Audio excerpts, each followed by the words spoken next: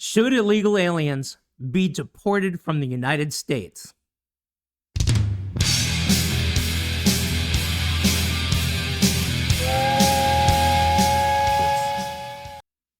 This is where me and you are going to argue a lot. Well, we actually don't disagree that much, except for one area. I mean, we have a lot of crossover. I'll do that. There are crossovers, but we do disagree.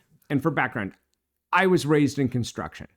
Most illegals start out in construction. Let's face it. They start out in the restaurant business. They start out in the hotel business. They start out in construction. Low skill. And so, well, not necessarily low skill, but a learnable skill, teachable skill. Okay, all right, I'll go for that. And possibly skills that they brought with them, you know? So here's my take. And I'm going to do some horrible generalizations, and I'm going to use some names that absolutely don't mean a damn thing. Okay, so you're making up names and you're being general. Yep, just to do it. Just to do it. Now, we're teachers, so I'm going to use a guy named Jorge, and he's going to be your custodian. All right? Great. Go ahead. You know, here's my thing. If you're committing crimes or you have warrants, active warrants from other countries on you, you need to go. End of story. There's no questions asked. Yeah, you're done. We both agree. Yeah. If you're a gang member, if you've done a crime such as you're stealing, in our country or theirs, doing things to ladies against their will, theft, you're beating people up, you're running in gangs. Yeah, we both agree you need to go. And right now, the people being deported have deportation orders. Yes. Yeah, they are those people. They have deportation orders. Those are the people that the Trump administration is saying out first. And in my school district, completely kind of off topic, not really off topic, there was a family, a husband and wife. And there were absolutely, in my school district, they made a big deal about it, blah, blah, blah, all these things. Well, come to find out, they were both tied up in gang membership in the other country, had warrants against them, all this stuff. It's absolutely horrible. And the family got deported. And they're like, well, what do we do with the daughter? But if mom and dad have warrants against them from another country for violent crimes, mom and dad got to go. Well, here's the thing, because there's been a lot of complaints. Oh, President Trump has deported American citizens. Let's say she's an American citizen. Parents have the right to bring their kids. Yeah. You don't want to separate the kids from the parents unless the parents say, let the kids stay with the aunt who's here legally. But if Trump did that, then it would be like, oh, Trump is separating families. I'm sorry. You did a crime. And how many people, American citizens, are in prison separated from their wives, their kids, their families because they did something bad? If you're driving drunk and you have kids in the back, guess what? Your kid's going to be put into protective custody until they can make sure they're safe. Until they make sure you're not a drunk. You can get your kid back. There you go. But if you're here gangbanging and you've got those ties and you go, it's up to you. Do you want to leave your kid or bring your kid? Yeah. You did this. Don't be mad at the person enforcing the law. Be mad at you for doing what you did. Now, aside from those people, here's my stance. You know, you've got George, and he's your custodian in your classroom. And he shows up to work every day and he does his job and he pays his bills and he's got an apartment and he's got a wife, and maybe the wife works in a restaurant or in whatever job you can think of. But they are doing their due diligence to find that American dream. They may be here illegally. They may have come on a work visa that expired in 6 months or a year and they didn't renew it because they didn't want to go back. That's fine. I get it. I fully understand. And to be honest, if I felt the need to leave America and I was hiding in Canada or hiding in France, I'd do the exact same thing. And I understand you doing that. But I totally get why people do it. But now they're in here and they're doing this and they're paying their rent and they maybe have a car payment or car insurance, whatever. They're doing their stuff. They're following the American dream. They're doing what they need to. Their kids are playing soccer on Saturday in the games, whatever. Are you going to now rip Jorge and his wife, more than likely their kids, let's face it, and are you going to throw them into whatever home country they were? Mexico. We love to use Mexico, but it doesn't have to be Mexico. It doesn't matter. I mean, we have people from Europe. We have people from Africa, I have no idea. It doesn't matter. Are you going to throw them into a place where they don't have a home? They don't have a job. They don't have anything. Are you going to rip them out of this country where they were a productive member of this country, regardless of what that citizen status said at that minute? Are you going to rip them out and make them homeless in a whole other country? And yes, I understand that may have been the country they came from. I get it. But they still didn't have an apartment there. They still didn't have a bank account there. They still didn't have a car there. Are you going to rip them out of their house? Are you going to put them into a place where they have no apartment? They have no home. They have no clothes. They have no anything. They have no choice but to either be X, destitute, or Y, on government assistance in that country, because they were trying to chase the American dream in this country. And I think the absolute answer is, after an investigation, to decide that they were trying. No, you can't. You can't take them away. You have to help them. You have to put them on the right path.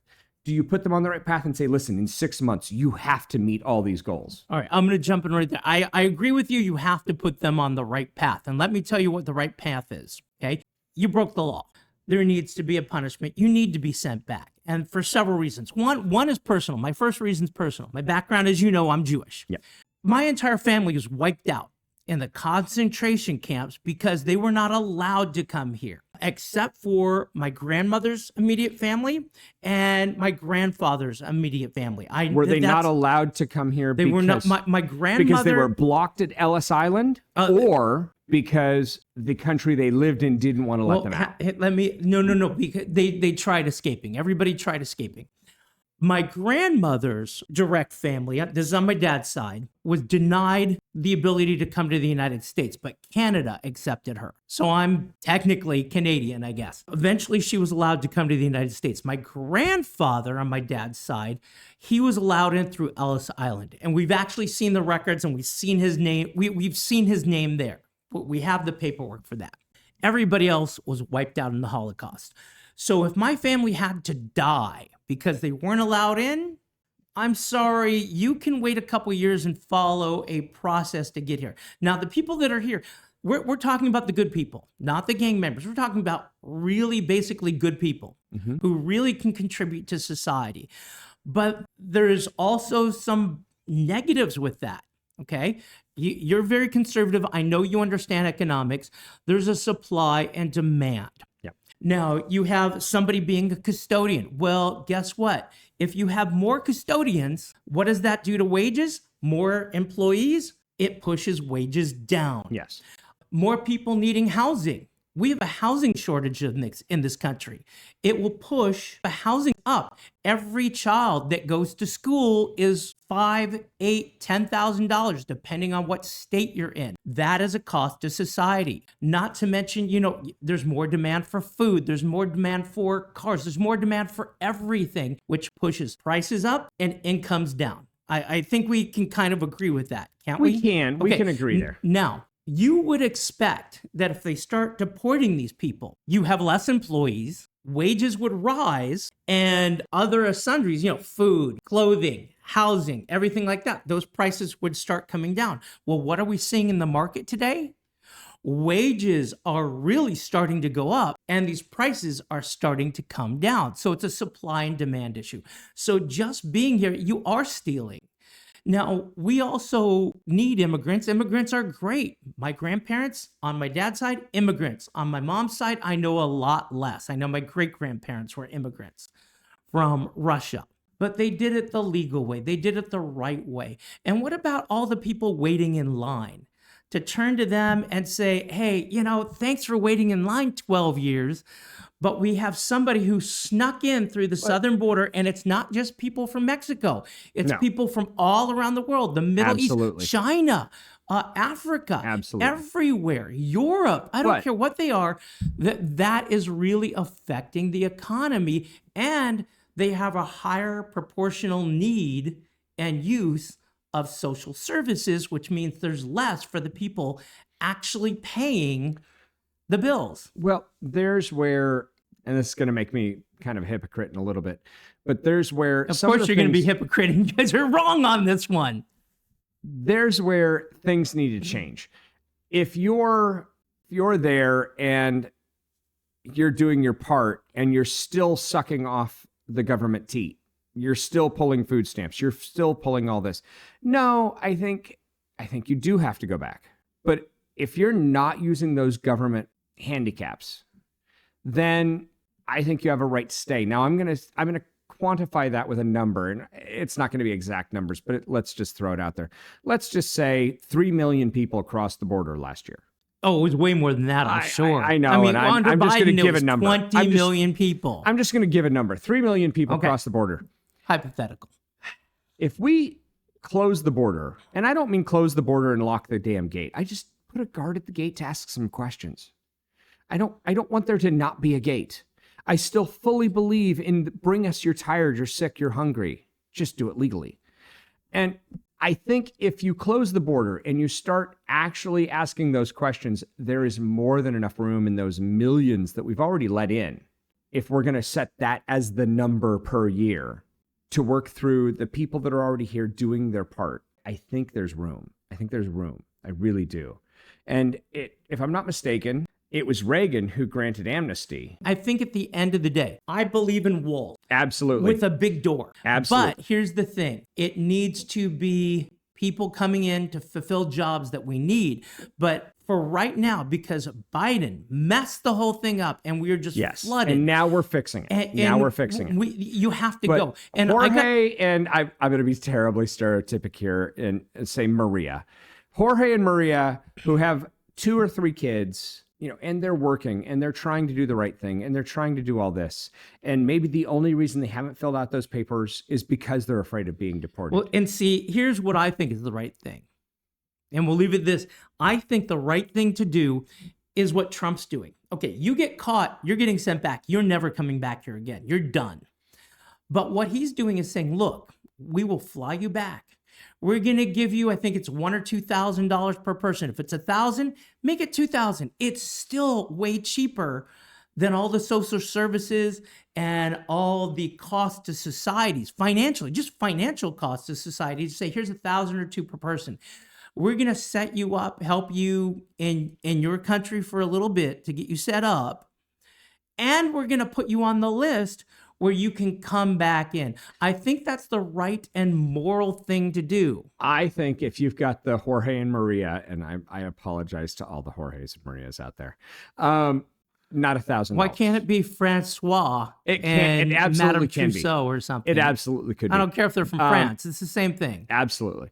And my feeling is $1,000, regardless of what country you came from, is a slap in the face. It shouldn't be a dollar amount. It should be, our process is taking 2 years. We will make sure, we apologize. We will make sure, and we will cover 60% so that they have to work. So that there is some incentive to actually still be a productive member of whatever society you're in. We will cover 60% of your costs until. And if it's 2 years, it's 2 years. And I think we should not put a dollar value on it. We should put a time number based on what country you came from. You came from Ecuador, that's a whole different number than if you come from Brazil.